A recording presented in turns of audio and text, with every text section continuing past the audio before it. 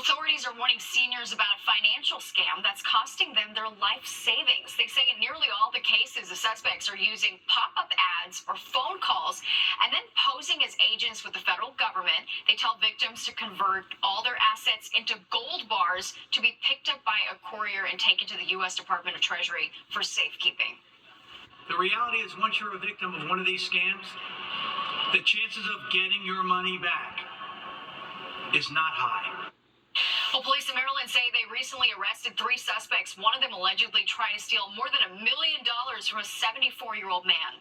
President Biden promoted his Moonshot Cancer Initiative at Tulane University in New Orleans today. He announced $150 million in research grants that'll help advance cancer research. The funding will support 8 teams of researchers around the country working on ways to help surgeons remove tumors. The funding we announced today will help get these tools into the operating room to visualize tumors right away instead of having to wait for days or weeks and maybe reopen the patient to go back in. It's a promising step to reduce the need for follow-up surgeries and improve treatments.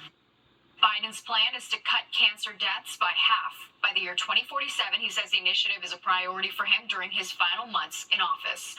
Well, the back-to-school countdown is officially on, and a new report is revealing that girls outperformed boys in nearly every academic aspect last year. But despite that success, girls are not actually happy with their overall school experience. Fox 5's Antoine Lewis has been crunching the numbers and has more.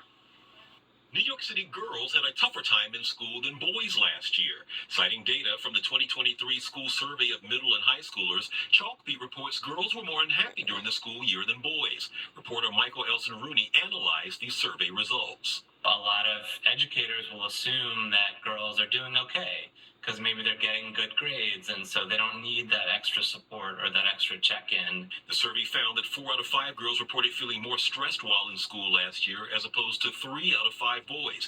18-year-old Amalia Reyes took the survey and can relate. My family's expectations were always really high for to get good grades. Me personally, when I get to school, I was never happy. I never wanted to be there. I just wanted to get it over with, And everybody else would be smiling and laughing.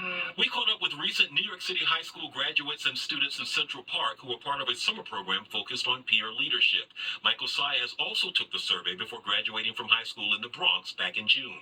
Boys are more happier at school because I feel like there's more sports activities to do, and usually it's more guys that do sports activity and they do it with their friends. The report also found that young girls of color, in particular black girls, reported being the most unhappy. There's been moments where I've had to really put my foot down and really advocate for what I needed and even the things that other people needed. Adults are also weighing in. Ellen Fields is a New York City school social worker who believes that a healthy dialogue between student and teacher is key to success, whether girls or boys.